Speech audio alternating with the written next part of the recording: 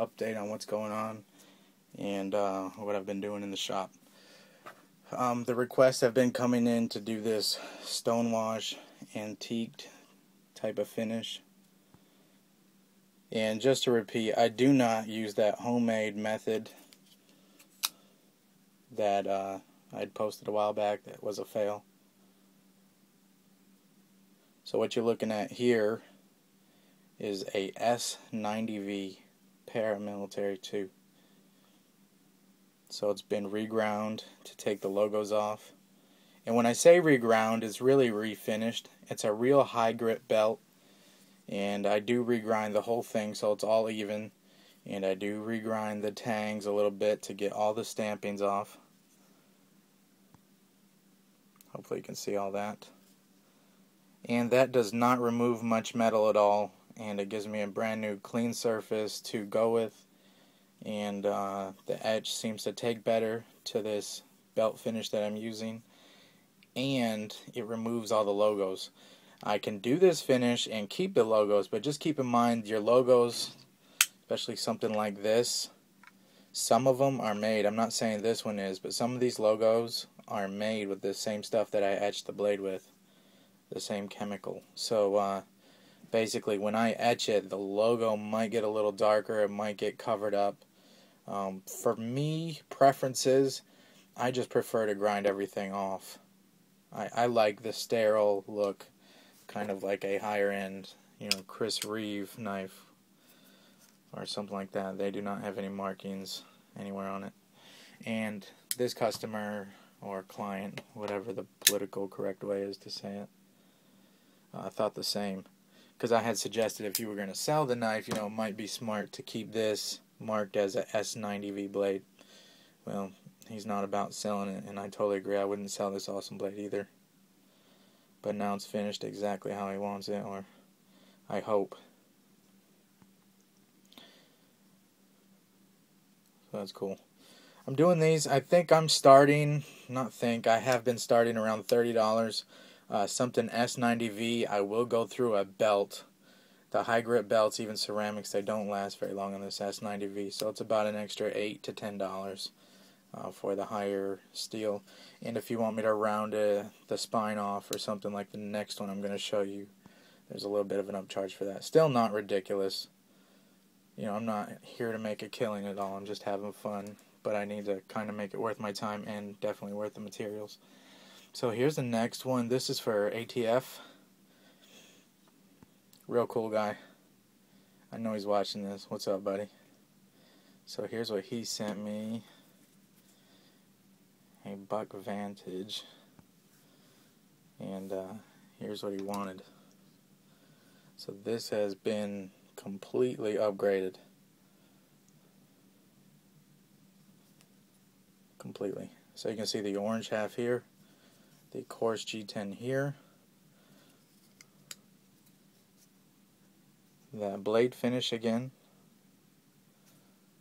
With the rounded spine. And hopefully you guys can see this detail. I know YouTube kind of messes up the video, and even the HD quality on my phone, comes across on YouTube maybe as a little bit sucky. You can see when this knife was sent to me, it was very biased, the blade centering, towards hitting this scale. And because Buck never milled out an area or molded an area in this plastic scale, so that detent had no room to go but to push the blade over when it was closed. So once I milled out this area in the G10, you can kind of see it here.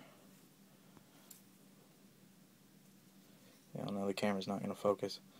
But anyways, it gives this liner somewhere to go when the blade is closed. And it doesn't push the blade over this way. So, some stuff like that I will be able to fix. Okay, so I'm going to go over... This knife was hard too. I was talking to ATF about it. This has an internal stop pin. So the stop pin is actually through the blade. There's actually two holes in the blade, one for the pivot, one for the stop pin. And the stop pin rides in this little channel and sits back on the steel liners here. So it's kind of neat when you see it. See how there's no stop pin in there because it's internal. Anyways, that made for a lot of milling on this scale. And then another unique feature of this knife was this frame is actually screwed together here in I think here and here, and then these scales are just kind of put on the outside of it. So it's very strange construction. It seems to work very well, but that meant I had to mill out, or whatever, allow for the screw holes there and here. So this was a tougher knife than I thought it was going to be to do. But anyways, it's done exactly how he likes it, I hope. And ATF, we put you a little groove in there so your thumb can get in. I think it classed the knife up a bunch. And again, I know I'm kind of new to this, but I've built custom cars and stuff for a long time. I don't anymore, but I used to. So I'm kind of familiar with custom work. You see I did the clip and even did the hardware, but I didn't stonewash them, so I knocked the shine off pretty much. I etched them for a few minutes. You don't want to etch screws too much, otherwise your Torx won't fit in the hole and it'll strip out and stuff, because it actually takes away a little bit of metal when you etch. So I etched the liners and stonewashed all the liners, the spacer, and I just wanted to show you how even when I round the spines and stuff, I pay very close attention to making sure everything is very uniform. This shape right here can tell you that this blade has been rounded. Everything's nice and square, and if I can get it to focus. Can't focus. So as you can see how the blade is completely round on top. Very small Sebenza like. Alright, I gotta hustle up. So I've got a few more things in the shop. This is for Rude Mustang. This is just the start of it. I have your woodshop mule being worked on too. But you can see I've already reprofiled this blade here and starting to round the spine. I think that's bad though. This little straight spine, very military-like. Alright, so this is going to pretty much get the same treatment as this one. Of course, G10, orange backspacer, all that. Okay, here's something for my friend in Germany. He had the knife sent to me first so that I could see if anything was wrong with it, even though we both didn't expect anything to be wrong with it. I've already taken a look at this. I just kind of want to show it off for him because it's going to take a few days to get over there. Ain't she pretty? So I know you're watching, dude. Thank you so much for trusting me with this brand new Sebenza. Check that out. Small. I'm a large Sebenza man, but handling this small makes me realize that a small Sebenza, almost probably this exact one, would be perfect for my tasks.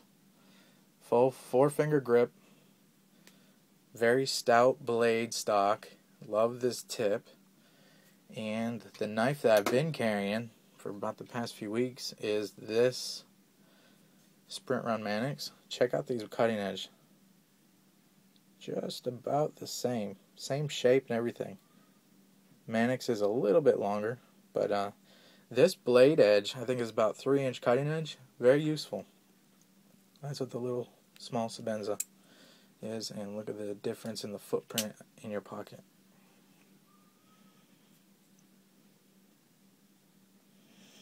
So anyways, not selling the Sebenza, just saying it's a very useful size. I might have to pick up a small sometime. Cool, so she's absolutely perfect. And that's the video, guys. I really appreciate you guys hanging out with me and supporting the channel. Hopefully I can jump on a computer and respond to comments. I know it's pretty crappy.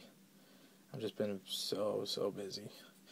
Anyways, guys, thank you very much.